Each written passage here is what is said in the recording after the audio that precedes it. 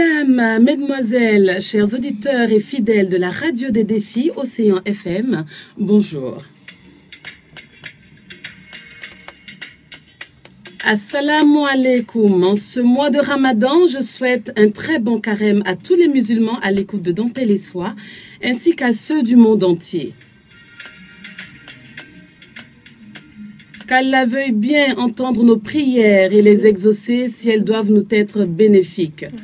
Qu'il nous donne les moyens physiques, moraux et financiers de pouvoir tenir le long de ce mois de carême avec à la clé les bénédictions et grâces qui l'accompagnent. Vous êtes avec Rafat Idrissou Soulé sur Dentelle et Soie, votre programme au féminin sur la radio Leader, la radio des défis. Alors, mesdames, je profite pour vous rappeler que cette émission est pour vous. Elle est spécialement consacrée à vous. N'hésitez pas à vous manifester par vos interventions téléphoniques en direct pour participer à nos échanges sur le plateau.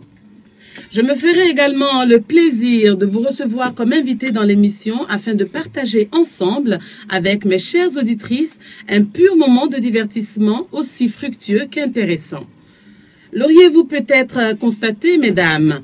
Eh bien, les grandes fêtes de la femme tombent généralement sur votre émission Dentelle et Soie. Mais aujourd'hui, ce sont les hommes qui sont à l'honneur car c'est leur jour de fête. Comme j'aime à le dire, il n'y a de femmes que d'hommes. C'est bien la raison pour laquelle ce dimanche leur est consacré pour célébrer avec eux la fête des pères. Bonne fête donc à tous les papas qui nous écoutent en ce moment, ainsi qu'à tous les papas du monde entier. La fête des pères, c'est sur Dentelle et Soie, suite à cet intermède. Eh oui, chères auditrices, chers auditeurs, après la célébration de la fête des mères le dimanche 31 mai, c'est au papa que revient l'honneur d'être commémoré en ce jour et à travers le monde entier. Dentelle et Soie n'a pas voulu être des restes dans le déroulement de cette fête en ce jour et à cet effet, j'ai en ma compagnie sur le plateau deux dames qui nous ont fait le plaisir de répondre à notre invitation, à savoir Madame Nawal Mamadjima, épouse Balogun. Elle est multifonction et exerce principalement à son propre compte, notamment dans le domaine du commerce en ligne. Madame Balogun, bonjour. Bonjour, Rafa. Merci d'avoir accepté notre invitation sur Dentelle et Soie. Merci de m'avoir invité. Notre deuxième invitée répond au nom de Madame Paraïso Marie-Noël. Elle est juriste et elle nous a fait le plaisir d'être là également. Madame Paraïso, bonjour. Bonjour, Rafa. Merci d'être là. C'est un plaisir.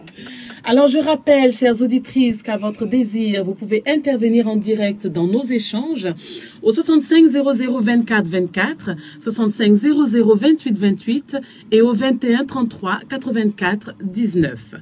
Cher papa, bien que ce soit une émission pour femmes, il s'agit de votre fête. Alors la ligne vous est également largement ouverte pour vous exprimer et partager avec nous votre opinion sur les questions abordées.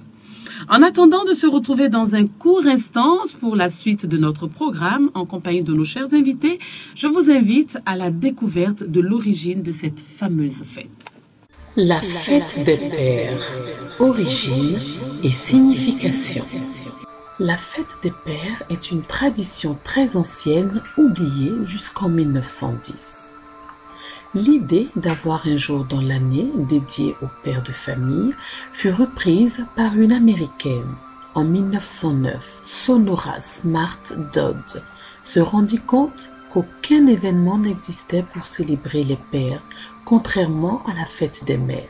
Elle désirait rendre hommage à son père, vétéran de la guerre de sécession, veuf et élevant seul ses 6 enfants.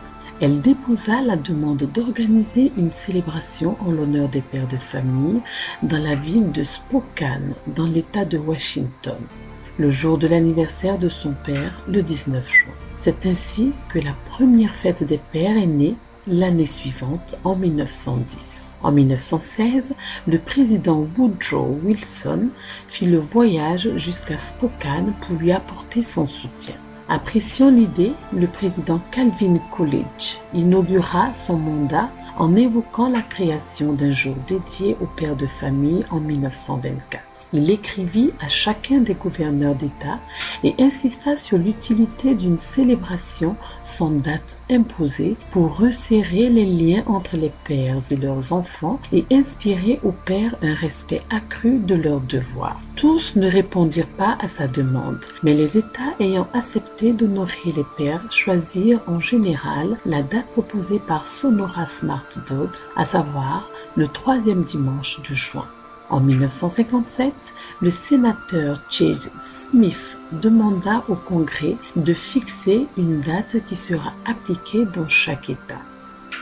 Lyndon Johnson, président des États-Unis entre 1963 et 1969, fixa la date du Father's Day au 3e dimanche de juin durant l'année 1966. En 1972, le président Richard Nixon instaura la fête des pères comme célébration nationale, la rendant ainsi officielle. L'histoire de la fête des pères en France est plus complexe qu'aux États-Unis. On assiste en France à une dissension entre l'Église et l'État à ce sujet en 1905.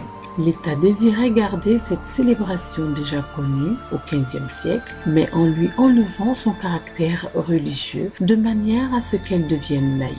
Il fallut attendre 1952 pour voir apparaître un décret sur le sujet. On vit en France les prémices d'une fête des pères en 1949.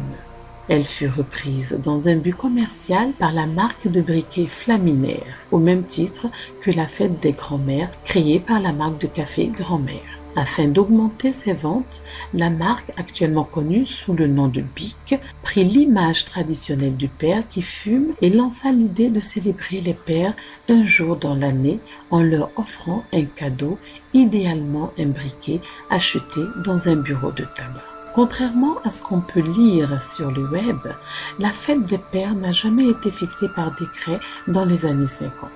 Seule la fête des mères est inscrite dans le Code de l'action sociale et des familles. Les enfants sont encouragés à leur offrir des cadeaux pour les remercier de leur protection, de leur amour et de leur dévouement à leur famille. La fête des pères fut ainsi mise en place et devint rapidement populaire et incontournable. Cette fête a pour symbole la rose rouge quand le père est vivant et la rose blanche quand il est décédé. La fête des pères est célébrée le 3e dimanche du mois de juin, comme aux États-Unis, jusqu'à la création de la fête des grands-pères en 2008. Leur célébration était faite en même temps que la fête des pères. La fête des pères est souvent l'occasion de se réunir en famille autour d'un bon repas dans la joie des retrouvailles. Les écoles font préparer aux plus jeunes des petits cadeaux destinés au papa. Les plus grands offrent de petites babioles à leur père, tandis qu'une fois adultes, c'est une occasion de plus pour faire plaisir en trouvant l'objet qui comblera le pilier de la famille. Alors, chères auditrices, voilà présenter un peu l'historique de la fête des pères. Et donc, chers invités, nous venons d'avoir une idée de ce que c'est que la fête des pères, l'origine, l'historique, la signification. Et je suis curieuse de savoir ce que représente pour vous cette fête des pères. Quelle signification en avez-vous? Madame Paraiso. Merci, Madame Papat. Pour moi, la fête des pères est une fête qui me fait exister. Parce que sans mon père, je ne serais pas. Bien évidemment, ils sont accompagnés de nos mamans. Mais je pense que c'est à juste titre que les pères sont fêtés de par le monde. C'est une fête à date mobile, comme on dit, parce que selon le continent, selon les pays, cette fête n'est pas célébrée le même jour. Tout à fait. Et les motifs ne sont pas souvent les mêmes. Donc, en ce qui concerne le milieu dans lequel nous on vit, c'est-à-dire le milieu africain, Oui. Et notamment le Bénin. Notamment le Bénin. Je pense que c'est cette fête-là qui fait sentir au papa que ce n'est pas seulement les mamans qui sont considérées, eux aussi, puisqu'ils sont le pilier de la famille. Madame Mamadjuma Balougou. Oui, Raphaël, tu sais, Déjà, moi, je me mets en porte-à-faux avec cette Paraiso. fête. Oui, parce que... Non, pas que je reviens sur ce qu'elle est en train de dire, mais pour moi, la fête des pères, c'est pas... Ça ne doit pas avoir la dimension qu'on lui donne aujourd'hui. Parce que... Vraiment? Oui, parce que déjà, dans la société africaine, tu as du respect pour tes parents. Déjà, c'est au quotidien, c'est dans la vie de tous les jours que tu montres la tendresse, l'amour, le respect, les petites babioles en griffe qu'on offre ce jour-là, c'est tous les jours. Donc, avec déjà l'élément qu'on a suivi au tout début, on se rend vraiment compte que ce sont les Occidentaux qui ont voulu matérialiser ces fêtes. Ils ont voulu choisir une date pour dire « Ah, mon père, je lui suis reconnaissant, il lui faut une date. » Pour moi, ça n'a pas lieu d'être. Pour moi, ça n'a pas lieu d'être. C'est tous les jours, je dois montrer à mon père que je lui suis reconnaissante pour tout ce qu'il a fait pour moi. Aussi bien ma mère, hein, parce que pour la fête des mères aussi, c'est pareil. C'est tous les jours, je dois montrer ça. Je n'ai pas besoin d'un jour en particulier. D'accord. Pour moi. Alors, oui, je vais madame. rebondir en disant, dans ce cas, c'est pareil pour les mères.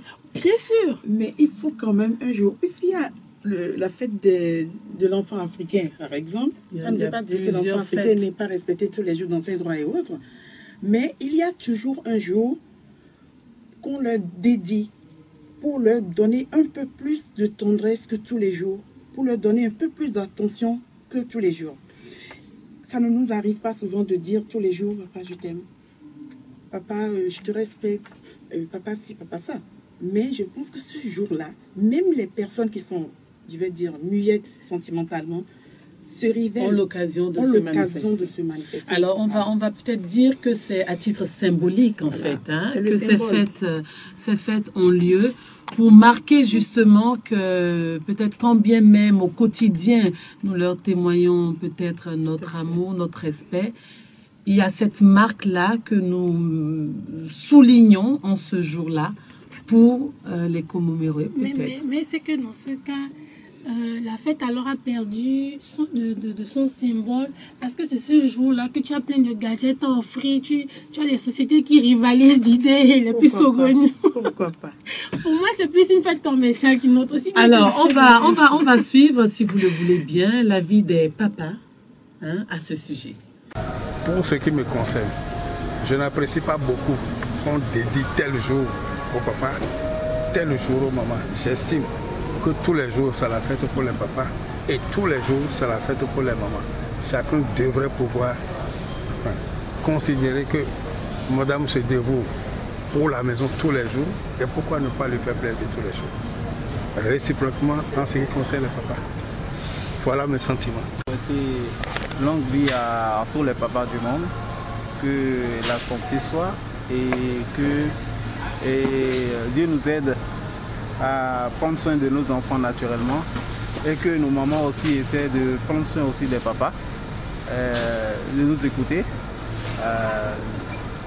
et nous permettre à évoluer d'ailleurs, parce que s'il y a la paix au foyer avec les mamans, tout le reste est facile. Et je vous dis bonne fête à tous les papas. Merci. It's a very good thing. It's a good feeling to be a father. I'm expecting a baby soon.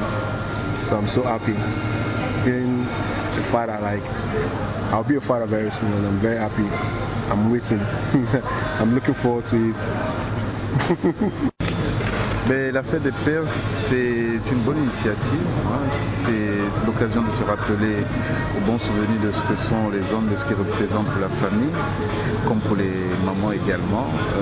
C'est aussi l'occasion de rappeler aux hommes leur devoir vis-à-vis de la famille, vis-à-vis de leurs femmes, des enfants, etc. Voilà ce que je peux vous dire sur cette initiative, cette belle fête. Merci. Oui, bon, mais écoutez, la fête des pères, c'est l'occasion, disons, aux enfants de souhaiter plein de choses au papa, hein, et puis l'occasion aussi de se retrouver pour fêter ensemble cet événement qui arrive une fois par an. Okay, je vous remercie beaucoup. D'abord, c'est une grâce que d'être papa. Ce n'est pas donné à tout le monde. Donc je bénis le Seigneur de m'avoir fait papa. Déjà 2 fois. c'est aussi une grâce de voir ses enfants lorsque vous vous levez le matin. Alors, la fête des pères, c'est une bonne fête. C'est une fête normalement qui doit nous faire réfléchir, qui chaque année doit nous amener à nous demander au cours de cette année qui vient de s'écouler, est-ce que j'ai pu être un bon papa, un papa qui s'est occupé de ses enfants, un papa qui remercie vraiment le Seigneur à travers cet acte et ce geste qu'il m'a fait d'être papa. Donc c'est une responsabilité.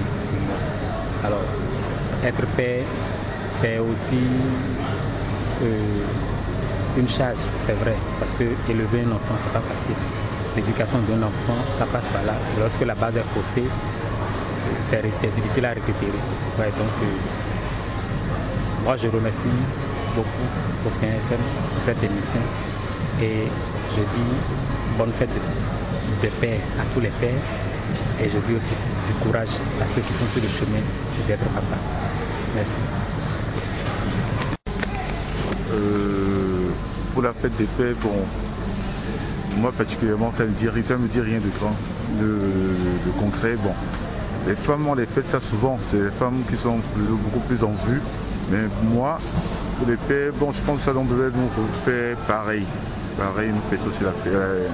Nous fait la promotion de la fête comme on le fait aux femmes. Bon, en dehors de cela, bon, je pense que c'est quand même le moment de penser à nous-mêmes, de penser à nos enfants. Et c'est le moment de nous conscientiser, de le moment de se dire que ce n'est pas seulement, toutes les tâches ne reviennent pas à la femme, toutes les tâches doivent être partagées entre les hommes et la femme. Et quand c'est bon, on doit tous deux célébrer l'événement. Quand je parle de bon, je vais parler des enfants à l'avenir si tout se passe bien à la maison et donc on essaie de faire de bonnes récoltes. Voilà. En dehors de cela, sinon moi particulièrement ça ne me dit rien de concret, je fête moi tous les jours et je suis en joie, donc il n'y a rien de nouveau pour moi. Voilà. Merci bien.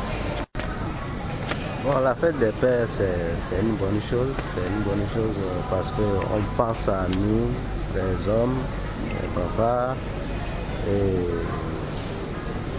ça nous permet en fait de penser à comment gérer nos enfants, comment les mettre sur le droit chemin, les conseiller pour qu'ils soient des enfants respectueux. Donc, en tout cas, c'est un jour très important qui nous permet en fait de penser à l'avenir de nos enfants. Okay, c'est de dire que c'est une excellente chose que de penser au papa. J'ai envie de dire que les papas ont aussi droit à des fleurs. Parce que généralement, quand c'est la fête des mères, tout le monde se mobilise dans la famille. Mais quand c'est le papa, on a tendance à croire que bon, lui, il peut se satisfaire du minimum. Aujourd'hui, de la même manière qu'on offre des fleurs aux dames, à ces gentilles dames que sont nos épouses et donc les mamans, je crois que les papas ont droit aussi à des fleurs. Ça, c'est la première chose que je voulais dire sur cette fête. La seconde, c'est que c'est peut-être un bref instant qui peut aider à souder encore plus la famille. Parce que quand on décide dans une structure de fêter un des membres de cette structure, il y a de fortes chances que ça soude, que ça puisse aider à revenir et à se dire tiens, on est un ensemble, on va aller ensemble quelque part, on va aller vers la même direction, on essaiera de faire en sorte que tout le monde soit heureux à l'intérieur. C'est un peu cela que j'estime être bien dans ce genre de célébration que sont les différentes fêtes, qui ne sont pas forcément africaines, qui peut-être nous viennent d'ailleurs, mais qui peuvent aider à souder un peu plus notre famille. Or, quand une société se développe, c'est parce que la famille, qui est la structure de base de toute société, ce n'est même pas l'entreprise, mais c'est la famille. Le premier mot de l'éducation provient de la famille. Donc si on fonctionne dans ce sens-là, il y a de très fortes chances qu'on puisse faire développer nos différents pays. Donc, vive la fête des pères. Bonjour madame. Dans le cadre de la fête des pères, je souhaiterais dire aux parents, enfin aux papas en l'occurrence, d'être plus tolérants envers les enfants et d'essayer de les comprendre. Et je dirais quoi d'autre, et enfin d'être toujours présent, c'est surtout ça l'important. Voilà, parce que moi mon père il n'a pas été présent et tout, donc j'ai encore les séquelles, même si aujourd'hui j'ai quand même dépassé l'âge où on a vraiment besoin de son père, j'ai toujours les séquelles. Donc je souhaiterais dire au papa d'être toujours présent. Voilà. commercial. La fête des pères, c'est commercial. Mais bon, ça permet aussi aux enfants de fêter et d'avoir des cadeaux pour le papa. Donc ça fait quand même plaisir. Voilà. On n'a pas la notion de fête des papas. Et bon, c'est seulement au niveau des intellectuels que l'on constate que cette fête-là est célébrée. Bon, de toutes les façons, c'est quand même une occasion qui permet de responsabiliser de plus normalement les pères de famille et également de lier ou bien d'établir le lien qu'il y a entre le père et les enfants. C'est ce que j'ai envie de dire. Merci. Oui, eh bien, c'est quand même un honneur pour nous de savoir déjà qu'une telle fête nous est spécialement dédicacée. On pourra dire qu'elle n'est réellement pas célébrée autant que la fête des mères est célébrée, mais on sait déjà que l'homme n'a pas le choix, on ne peut que s'échiner pour toujours faire le meilleur. Donc on accepte, même si c'est un peu sec, la manière dont on célèbre la fête des pères, même si c'est un peu sec, on l'accepte et ça fait déjà une fierté que vous avez pensé à nous. Voilà. À part ça, la relation entre père et femme, disons que c'est la patience qu'en tant que papa, en tant que père que nous avons et qui nous donne une sagesse, une responsabilité à pouvoir mieux gérer les conflits de couple, à mieux nous entendre avec notre femme, même si parfois elle est sur les nerfs, on n'a pas le choix, on a le droit de l'écouter, tout et tout. Donc en tant que père, on joue carrément un rôle d'orchestre. Donc on essaie d'avoir de mieux une bonne ambiance dans tout ce qui se passe, que ce soit financièrement, moralement et tout ce qui va avec. Avec les enfants, ça va. C'est vrai, on a l'une des responsabilités de les éduquer, mais on sait déjà que le plus grand rôle est affecté à la maman qui essaie de faire de son mieux et non pas à un moment, on y met du sien, ça marche. Merci. Disons que être papa, c'est une grâce accordée par l'Éternel et nous essayons d'accompagner cet acte disons, gratuitement donné par Dieu. Et le papa est le chef d'orchestre. En toutes circonstances, il doit essayer de gérer les problèmes de famille avec pondération et discernement. C'est tout ce qu'il y a à dire. Moi, c'est Sébastien, on m'appelle Sébastien Akwasou. Bon, pour la fête des pères, je vois que c'est un truc très très bien. C'est une bonne idée de penser quand même à nous les pères. Mais moi, j'ai constaté un tout petit peu que, comparativement à la fête des mères, il n'y a pas une équitabilité. Vraiment, on ne considère pas ça tellement, quoi, je ne sais pas.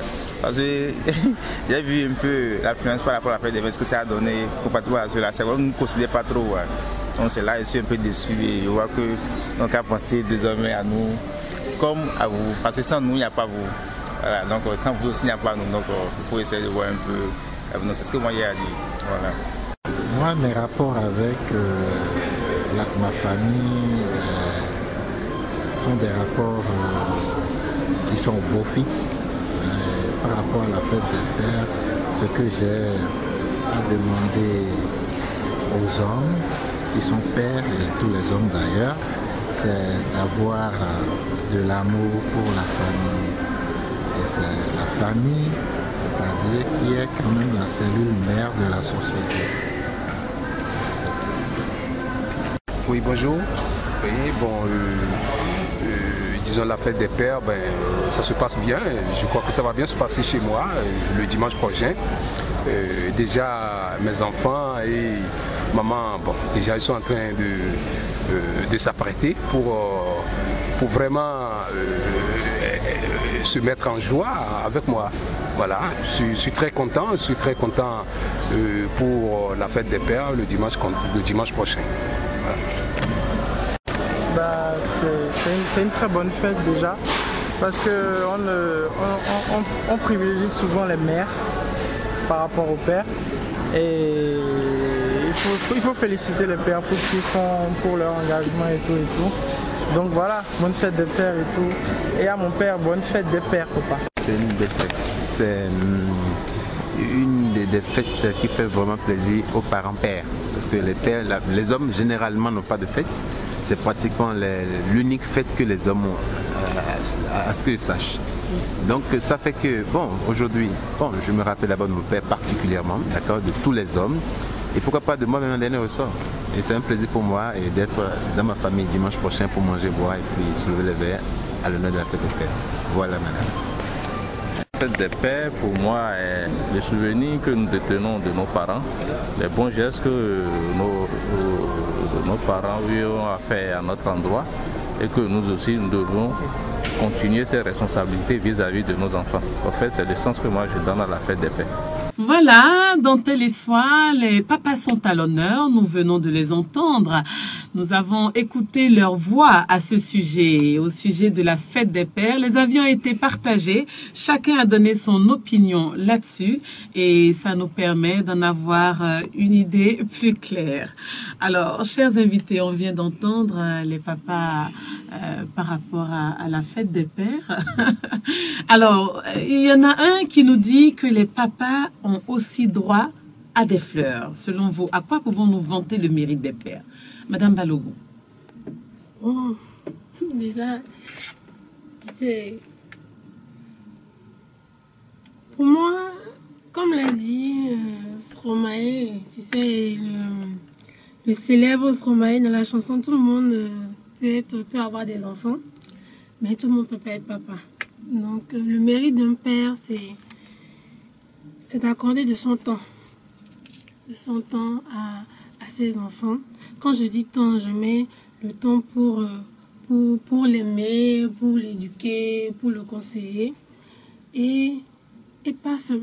Parce que quand on dit le rôle du papa, on pense fondamentalement que c'est je dois donner l'argent, donne l'argent pour ci, donne l'argent pour ci, donne. On oublie le côté qu'on ne peut pas matérialiser, le côté le côté le plus important, le côté de l'amour, le côté de l'attention. Donc pour moi, un père, c'est ça, c'est tout ça. C'est ce qui fait son mérite, en fait. Oui, c'est ça. C'est ça qui fait qu'on dit papa, en fait. Le papa qu'on a célébré aujourd'hui, c'est ça. C'est un père qui réunit, en tout cas qui essaie de réunir toutes ces qualités-là. Madame Paraiso, oui, j'adhère. Le mérite d'un père, qu'est-ce qui fait que les papas aussi doivent avoir droit à des fleurs? Eh bien, j'adhère entièrement à l'idée de Madame Balogun. Et moi, j'insiste sur un élément qui pour moi est capital. C'est ce temps que le papa accorde à sa progéniture en l'éduquant et en lui donnant beaucoup d'amour. Parce que quelqu'un l'a dit tout à l'heure, et c'est réel, la famille est la mère de la société. Et donc, tout part de là. Une famille bien éduquée, une famille à qui on a donné beaucoup d'amour, sait forcément rendre. Et quand il y a le suivi, voilà, on ne peut qu'avoir une société de bonne qualité. Donc, le mérite revient au père par rapport à ce rôle-là. Alors, la fête des pères a-t-elle réellement un impact familial, justement? Est-ce qu'elle a vraiment un impact familial, voire social, à votre avis? Cette fête que nous célébrons pour les papas, est-ce qu'il y a réellement un impact sur la famille et dans la société? En ce qui me concerne, je parle d'abord de mon propre exemple. Depuis que je suis née, depuis que j'ai vu le jour, c'est une fête qui a eu beaucoup de valeur. Il y a beaucoup de valeur qui a toujours beaucoup de valeur parce que c'était une occasion, en plus des autres fêtes, Noël et consorts, où papa rassemblait toute la famille. Et mon père de regretter mémoire, à qui je pense fortement en ce moment, il nous accordait même des plats dignes de ce nom parce qu'il aimait beaucoup faire la cuisine. Et donc, c'était le moment où il fallait faire le point de la famille, parler de tout ce qu'il y avait comme problème, régler tout ce qu'il y avait comme problème, nous donner des conseils, beaucoup d'amour en fait. Alors ça. Pour vous, ça Alors, a quand même moi, un impact marqué, au niveau de la famille. Ça m'a marqué, je pense que ça doit se pérenniser, même si aujourd'hui il n'est plus parmi nous, ça se pérennise. Déjà, dans les ménages différents de mes frères, je vois comment ça se passe et je vous assure que ça a un impact. Ça a un impact. Socio-familial. Socio-familial. Oui. Madame Balogun. Oui, je crois que l'impact, c'est que sinon, C'est que c'est le moment, comme l'a dit les intervenants, c'est le moment où tout le monde se retrouve. En fait, c'est une occasion pour faire la fête, pour dire papa je t'aime. Même quelqu'un, les papas les plus, je dirais pas insensibles, mais les papas généralement ils sont touchés. Quand aujourd'hui on vient leur dire ah papa voilà bonne fête, maman a acheté une cravate, maman a acheté quelque chose, bonne fête papa, on fait la cuisine, on mange. Je pense que c'est véritablement ce côté-là, les souvenirs qu'on en garde.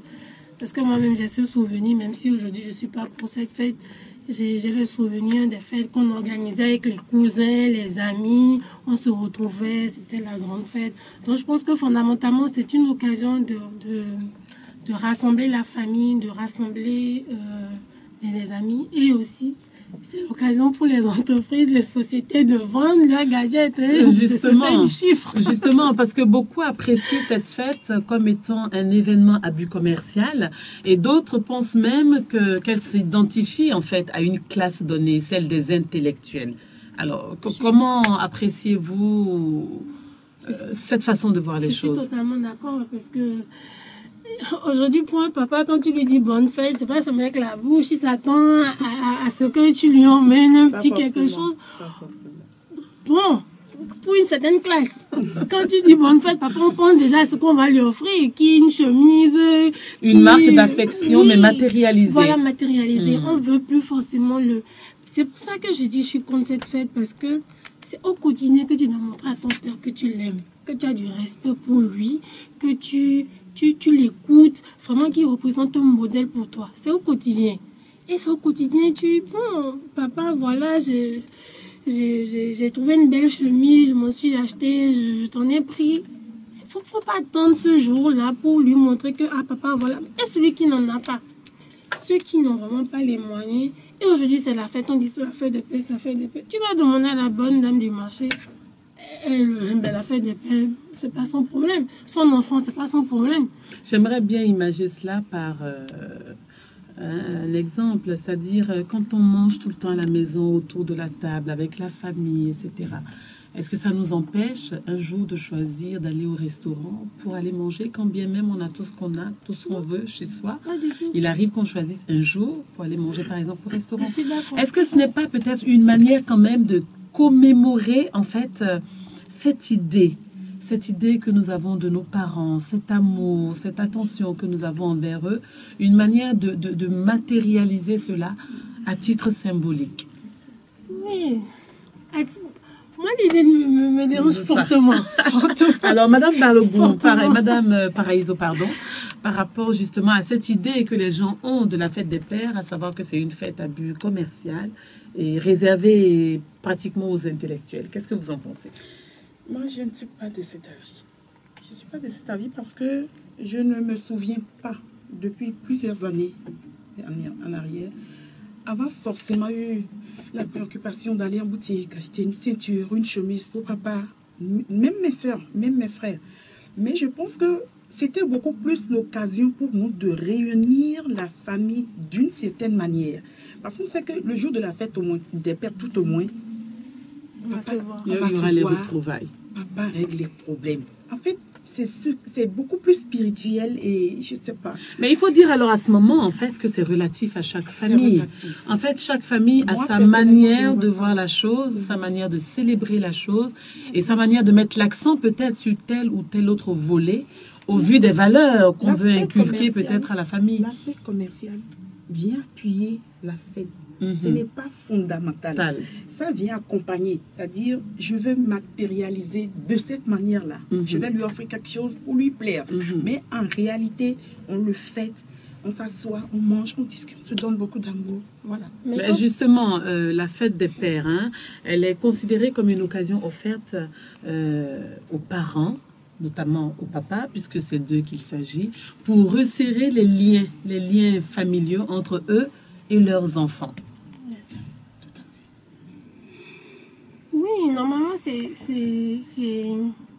le lieu de resserrer les liens, mais pour moi, sincèrement, c'est pas ce jour-là qu'il faut resserrer les liens. Pour moi, c'est pas ce jour-là. Il faut chercher spécialement à resserrer les liens. Oui, parce que tu sais, Rafa, quand on regarde les les publicités qui se passent en ce moment pendant la période de la fête des mères ou la fête des pères. Quand tu regardes la pub, je ne dirais pas le nom du magasin qui fait cette pub-là, mais tu entends, mais dis-lui que je l'aime. Il y avait un téléphone qui était sorti, dis-lui que tu l'aimes avec ça. Dis-lui que tu l'aimes avec ça. Donc, c'est comme ça, c'est vraiment abus commercial. Oui. Et tu ne vois que ça. C'est comme si tu ne lui offres pas ce téléphone-là, c'est que tu ne l'aimes pas. C'est ce qu'on met dans le subconscient des gens. C'est pour ça que je dis que cette fête-là, elle est strictement commerciale. C'est que ça. Alors, beaucoup d'hommes trouvent que le tapis rouge est beaucoup plus déroulé aux femmes, hein, à nous les femmes, les mamans, les épouses, qu'aux hommes qui se sentent alors du coup quelque peu lésés. Alors, partagez-vous cette remarque et si oui, à quoi pouvons-nous justifier ce fait? Madame Paraiso. Oui, moi je pense qu'ils n'ont pas tort. Hein. Soyons justes. Nous l'avons entendu d'ailleurs tout à l'heure dans les interviews. Sur 1000 hommes aujourd'hui, 999 vous diront cela. Et c'est pas faux en ce qui me concerne. Je pense que cela remonte à la raison, ça remonte à la nuit des temps. À la nuit des temps. La mère, elle est porteuse de vie. Tout à fait. Elle est porteuse de vie et pourquoi ne pas lui accorder beaucoup plus d'importance. On ne dit pas que c'est sans les hommes. Hein. Parce que si l'homme n'est pas là, la mère porte pas la vie. Nous avons même pour habitude de dire de façon terre à terre, quand on est entre nous, que ce que la femme endure pendant toute cette période de maternité, si l'homme pouvait vivre rien que le 10e, il comprendrait. La preuve, c'est que généralement, c'est la femme qui meurt en couche, voilà. Sous la salle, le lit d'accouchement. Voilà. Quand elle doit mettre bas et non le père, quand bien même il est géniteur, parce que vous vouliez rebondir là-dessus, Madame Balogun. Oui, ça veut dire que le père court. Il court aussi pour trouver les moyens pour payer l'hôpital, pour payer les cours, pour payer tout ça. Non, je pense que c'est dur. Il n'y a pas autant de risques que celui de donner la vie. Non, mais c'est vrai que, en tant que mère, ce sera même grave que je dise que c'est... En fait, c'est pour dire vous savez, c'est pas dans tous les cas que les hommes courent pour assister les femmes qui doivent donner la vie. Il y a des femmes qui, depuis le début de la maternité jusqu'à la fin, se retrouvent toutes seules. Tout à fait. Et prennent leur disposition jusqu'à aller à l'accouchement et à donner la vie. Donc, franchement... Autant aussi, il y a des femmes aussi qui mettent au monde, mais après, elles ne s'occupent pas des enfants. Ça, c'est un autre débat. C'est pour dire que c'est aussi bien chez les femmes que chez les hommes que tu as des travers. C'est des deux côtés. C'est les mêmes fêtes. C'est pour ça que pour pas faire de, je dirais pas jalousie ou je dirais une griffe, il faut pas aujourd'hui c'est la fête des mères avec tout le tapage que l'on voit. Aujourd'hui c'est la fête des pères et le nom moins tapage que l'on voit. Mais c'est encore les hommes qui contribuent à notre tapage. Mais non, écoutez. Alors pour vous, Madame Balogun, en fait, il n'est nul besoin de privilégier la femme par rapport à l'homme. Non, je pense que chacun a son rôle. Dans la famille, chacun a son rôle. Le monsieur a son rôle, la femme aussi elle a son rôle. On doit reconnaître à chacun son rôle et sa place. Oui. D'accord. Malgré tout le tapage qui se fait, la femme, elle n'est pas celle qui porte forcément le pantalon, hein, c'est l'homme. Donc, Ah non, la femme porte le pantalon. Mais elle laisse croire aux hommes que c'est mon qui porte alors, là, on est déjà sur un autre débat, n'est-ce pas? Oui. Mais alors, pouvons-nous dire que la fête des pères est réellement une base d'inspiration pour les pères quant au respect de leurs devoirs, Madame Balogun? Oui, tout à fait. Je pense que voilà encore un autre impact de la fête des pères. Je pense que ça rappelle au papa leur rôle, en fait. Oui, je pense donc que... c'est pas que commercial. Non, c'est pas que commercial, mais c'est à 90% commercial. Mais ça rappelle effectivement aux parents leur rôle. Ils se rendent compte que... Il y en a, c'est ce jour-là, je me suis dit, mais c'est vrai que j'aurais pu, parce qu'ils discutent avec d'autres personnes ou bien ils écoutent les intervenants, comme là tout de suite, le jeune qui disait qu'il a été marqué par l'absence de son père. Voilà. Donc je pense que cette fête-là, ça le mérite quand même, il faut le reconnaître, d'emmener certains hommes à faire une introspection. Voilà, merci pour le mot. Et se dit que, bon, il y a des choses que je peux quand même changer, quoi, en tant que papa. Donc, en somme, c'est quand même, il y a du bon là-dedans. Il y a du bon, il n'y a pas du mauvais. Madame Paraiso. Il n'y a pas du mauvais. Bon, je vais revenir. Tout doucement. Voilà. Je suis sûre qu'avant la fin de l'émission, on va s'attendre. Elle reste quand même campée sur sa position. Hein. Moi, je dis, c'est une fête qui a tout son mérite. Parce que... Et puis d'ailleurs, je vais rebondir sur un élément qui est passé tout à l'heure, où le monsieur trouvait que c'est beaucoup plus une fête intellectuelle. Moi, je n'en ai pas l'impression quand même. Autour de moi, je connais des gens qui ne sont pas intellectuels, mais qui sont mariés et qui donnent de l'importance à cette fête-là. Et on voit comment ça se passe avec leur épouse et leurs enfants. Donc, je voudrais qu'on s'enlève de la tête que c'est une fête qui est dédiée juste aux intellectuels. Et parallèlement des intellectuels qui n'y accordent aucune importance. Vraiment. Aussi. Finalement, et qui trouvent que c'est une fête commerciale. Ouais. Donc, je pense que ce qu'il y a lieu de faire, c'est que chacun se mette dans la tête que ben voilà quand même un jour où on peut rattraper des ratés, où on peut s'asseoir et discuter. Il ne faut pas attendre. Parce que tous les jours ne suffisent pas pour le faire. Il y a forcément un jour qui vous rappelle que attention, aujourd'hui, asseyez-vous parce que vous êtes papa. Faites ce que vous avez à faire. Dites ce que vous avez à dire pour mettre les pendules à l'heure. Je suis d'accord, maman. Merci. Là, je suis d'accord. Eh bien, Dentelle et Soie, c'est ici avec Madame Mamadjima, épouse Balogun, et Madame Paraïso. Quant à la fête des pères, pour fêter ensemble et célébrer cet événement. Eh bien, mesdames, nous sommes sur la fête des pères, n'est-ce pas? Oui. Et la question, c'est de savoir si cette célébration, effectivement, est-ce qu'elle consolide réellement, réellement le foyer, comme on l'entend dire? Eh bien, mais moi, je vous le dis et je vous le confirme, elle consolide le foyer. Parce que vous n'êtes pas sans savoir, et beaucoup d'intervenants sont liés à cet élément. C'est au moins le jour où l'homme, tout au moins le géniteur, se sent indexé, se sent impliqué dans son rôle de père au sein de la famille. Et donc, il n'y a pas de raison pour qu'il ne pose ce jour-là au moins un acte pour réellement mériter ce titre de père. Ne serait-ce que s'il ne vivait pas avec sa petite famille, aller les visiter, déjeuner avec sa famille, donner un peu de tendresse et d'amour ce jour-là. Quelques conseils, histoire de marquer quand même, de marquer qu'il est présent dans le foyer. Au sein de cet homme. Donc moi, je pense que c'est déjà un impact non négligeable. Sans compter que dans d'autres familles, ça se passe vraiment autrement. C'est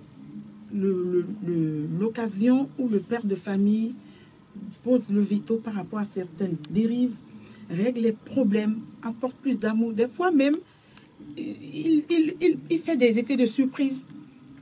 Il peut annoncer par exemple à la famille, à partir de tel jour, on va vivre dans telle autre maison que j'ai construite pour la famille. Des trucs comme ça, c'est des choses qui marquent. Et tout ça vient consolider la famille, à votre avis? Bien sûr, ça consolide la famille. Madame Balogun? Oui, enfin... Non, mais c'est intéressant que nous puissions avoir quand même des avis partagés sur la question, parce que ça ne fait qu'enrichir le débat, n'est-ce pas? Si madame était fâchée et puis elle n'a pas forcément prévu une belle fête pour papa, et que papa se dise, mais écoute, c'est ma fête aujourd'hui, mais il n'y a rien, les enfants n'ont rien à faire, et puis je pense pas qu'il y aura la fête ce jour-là. Hein. Oui, parce que peut-être hier ou avant-hier, elle était fâchée. Donc ce jour-là, bon, elle se dit, ça n'en vaut pas la peine. Ça n'en vaut pas la peine. Ou bien comme l'a dit la dame qui est intervenue tout à l'heure, les hommes doivent souffrir qu'on fait plus la femme que l'homme. Donc quand on est déjà dans cette logique, dans ce schéma-là, forcément la fête, on le ressent. Et le papa ressent que vraiment... L'impact se fait autrement. Donc l'homme doit se faire attention désormais à éviter ce genre de choses. C'est pour ça que moi j'ai dit, on n'a qu'à laisser cette affaire de fête de père, fête de mère. Tout simplement. Alors, selon vous, Madame Balogun, à quel moment précis l'homme devient-il un père? Est-ce que c'est à la venue d'un enfant au sein du foyer ou alors à la confirmation de sa vie de couple, notamment à travers le mariage? À quel moment, à votre avis, un homme est-il père? Ça, c'est une grosse question.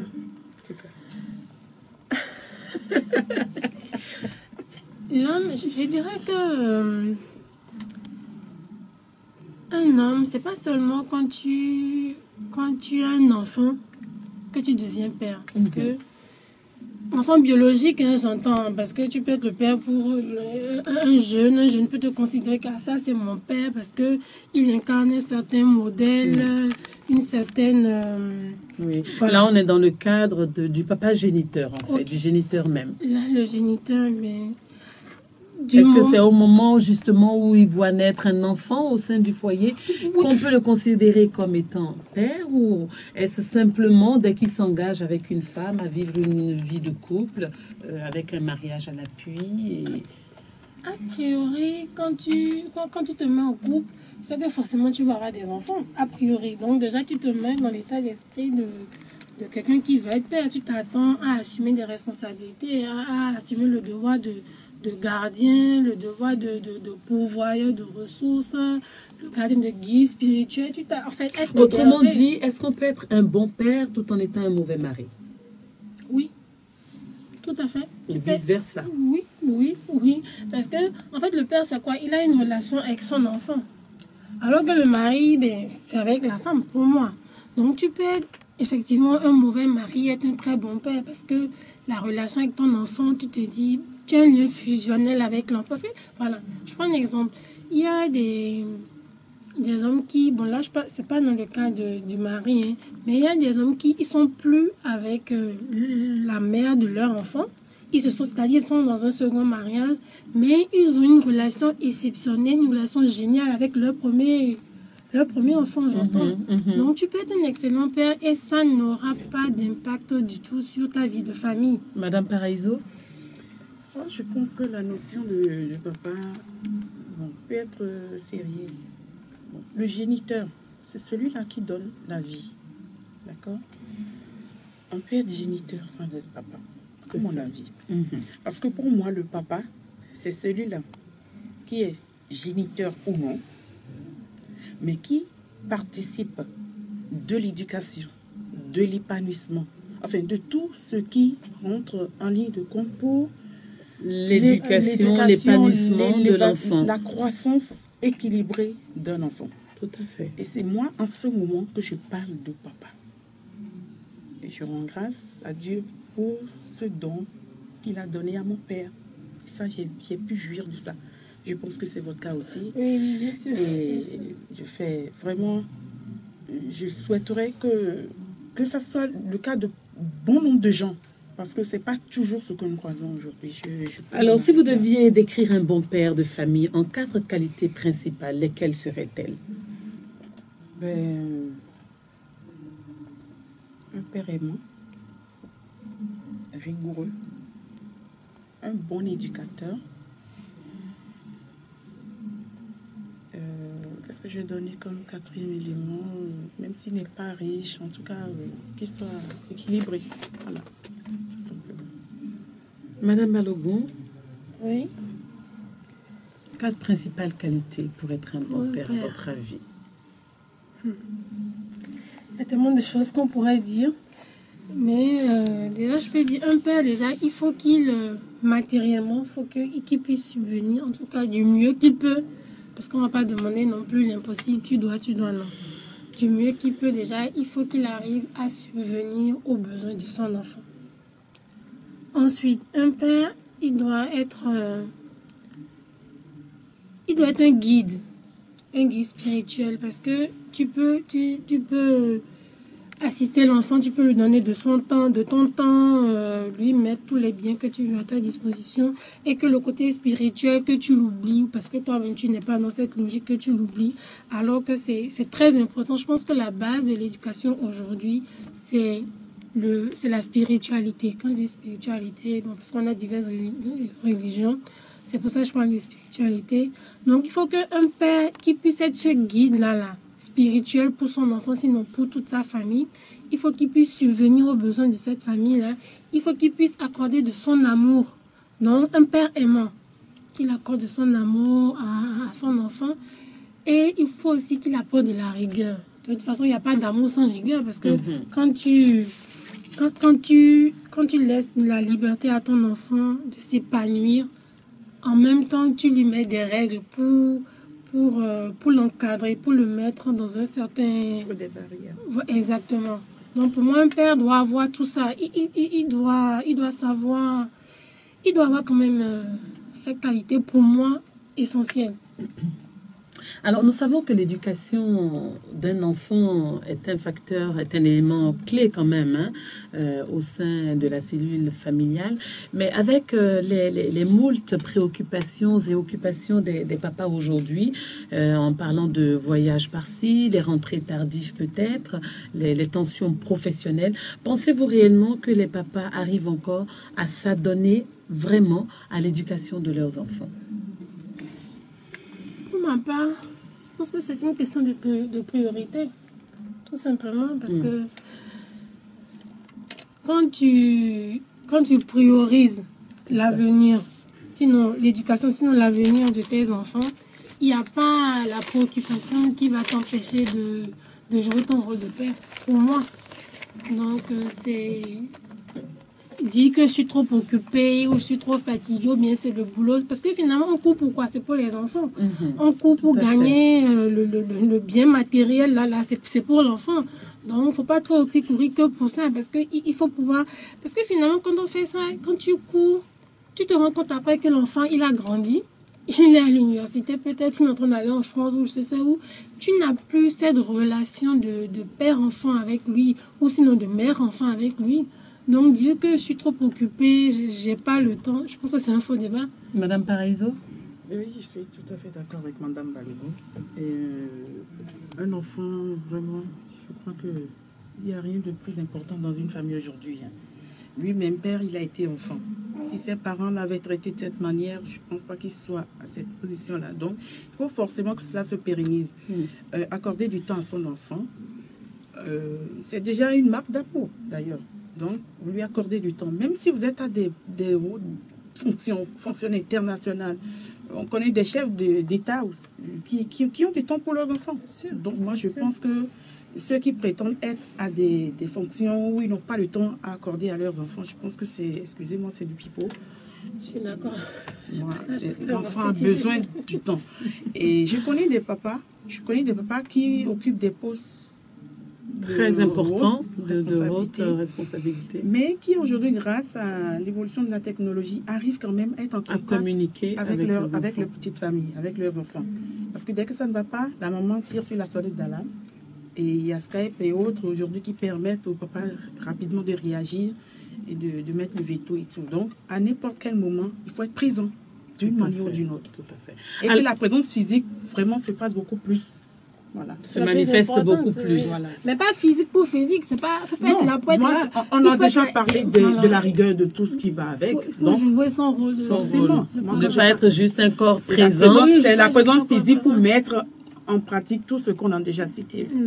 Alors, avec l'émancipation culturelle et socio-professionnelle de la femme, de nos jours, n'est-ce pas, qui engendre quand même une certaine autonomie financière à leur niveau, eh bien, cette dernière arrive quand même à gérer d'une façon quand même considérable et appréciable le foyer à elle seule. Peut-on encore affirmer que l'homme est le pilier de la famille à travers cette manifestation? Madame Paraiso. Merci. Moi, je pense que la place de l'homme est indiscutable dans la famille. L'homme reste et demeurera le pilier de la famille. La femme, aujourd'hui, qui est autonome, indépendante financièrement, matériellement et tout ce qu'on sait, ne peut jamais égaler l'homme. Je le dis. Et je sais de quoi je parle. Parce que nos enfants, les enfants, surtout les enfants d'aujourd'hui, c'est pas comme les enfants d'hier, c'est-à-dire nos parents et même nos autres. Les enfants d'aujourd'hui ont besoin d'entendre la voix masculine pour se plier des fois. Donc moi, je pense que l'homme, franchement, chapeau, je lui concède sa place de pilier et qu'il veuille bien répondre à cette place-là. Tout à fait. Madame Balogun. Oui, tu sais, si aujourd'hui l'homme n'était pas... Si le rôle fondamental de l'homme était encore à démontrer, je pense qu'il y a beaucoup de femmes qui n'allaient pas chercher à être même deuxième épouse. Parce qu'il y en a, parce qu'elles ont tellement besoin de ça. Il faut qu'il y ait au moins une figure masculine que elle est prête à rentrer dans un foyer polygame parce que même si elle gagne 100 000, elle gagne 200 000. Mais au Sénégal, les femmes, elles te disent qu'elles préfèrent être deuxième femme, troisième femme plutôt que de ne pas avoir de mari. Donc c'est pour te dire que le rôle primordial de l'homme dans la famille, il n'est plus à démontrer. Mais alors, ce fait-là, est-ce que ce n'est pas beaucoup plus un facteur social, hein, le fait de vouloir forcément être sous le toit d'un homme? Est-ce que ce n'est pas plus un facteur social, les préjugés, les qu'en dira-t-on, la peur peut-être de finir seule, qui entraîne ces femmes peut-être à vouloir vivre sous le toit d'un homme plutôt que effectivement ce rôle de pilier que ce dernier joue au sein du foyer? Parce que l'homme, il n'est pilier que quand il a une force financière, quand il assume ses responsabilités d'homme, sur tous les plans d'ailleurs, hein, parce que la nuit aussi, il y a quand même un engagement qui est là. C'est très important, cet engagement. Donc, alors, est-ce que ce n'est pas peut-être ce facteur social qui joue plutôt que le fait d'une dépendance quelconque vis-à-vis de l'homme qui nécessite sa présence au sein du foyer? Je pense que c'est vrai que la société joue un rôle. C'est-à-dire que c'est vrai qu'aujourd'hui, socialement, il est bien vu d'être marié. Ça, c'est clair. Mais est-ce que c'est seulement à cause de la société? Quand tu as des enfants, c'est toujours bien éduqué à deux. Comme l'a dit madame tout à l'heure, c'est que parfois, mais tu as envie de quand même dire, écoute, il y a tel problème, viens m'aider. Donc, c'est pas ton compte en banque qui va te permettre de résoudre ça. Non, il te faut un homme à côté qui va pouvoir te dire, mais fais ci, fais... En tout cas, moi, pour ma part, le rôle de mon mari à mes côtés, c'est énorme. Il est énorme. Et c'est pas la société. Et c'est pas parce que, bon, la société veut que je sois mariée. Non.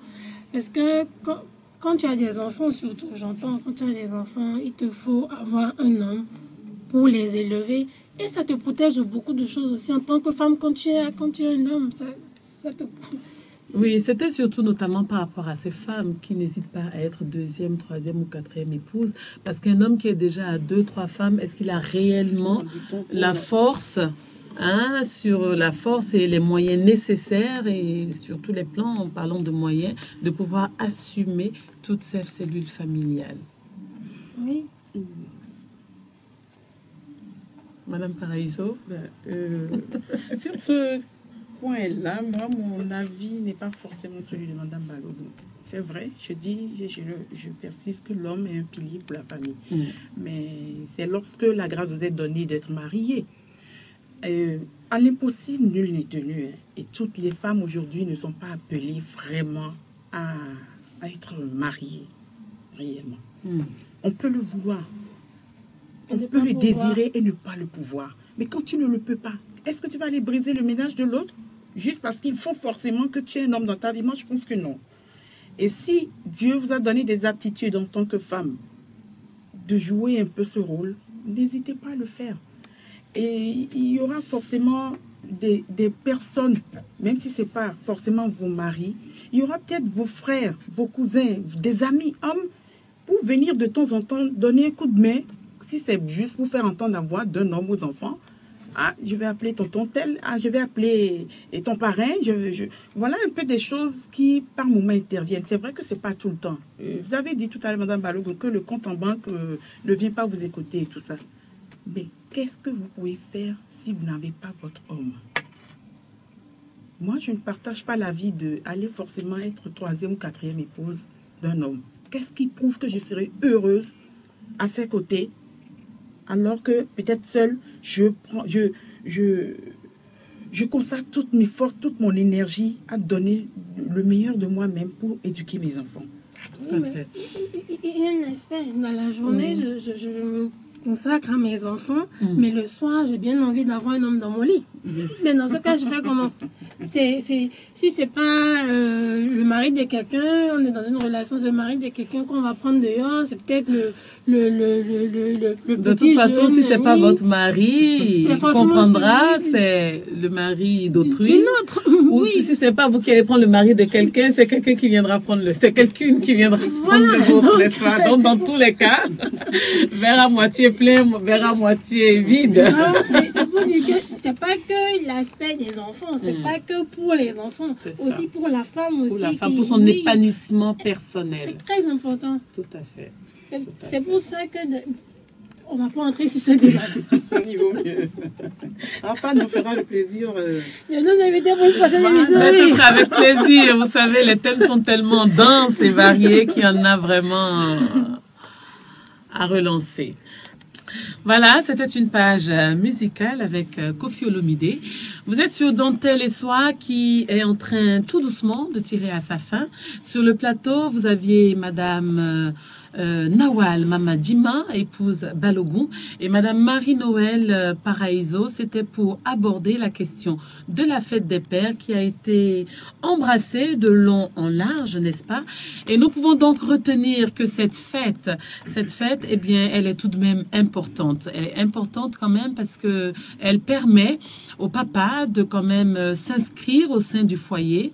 Elle permet également de réunir la famille, d'aborder les principaux points qui sont peut-être latents, qui n'ont pas pu être traités pendant longtemps. Et c'est une manière pour le papa de pouvoir également s'imposer et montrer quand même sa présence au sein du foyer. Nous avons pu retenir également que cette fête est une occasion de retrouvailles. Et quand bien même les papas se sentent marginalisés du fait que les femmes sont beaucoup plus à l'honneur, eh bien, ils comprendront aisément que la mère est quand même porteuse de vie, n'est-ce pas? C'est la mère de l'humanité.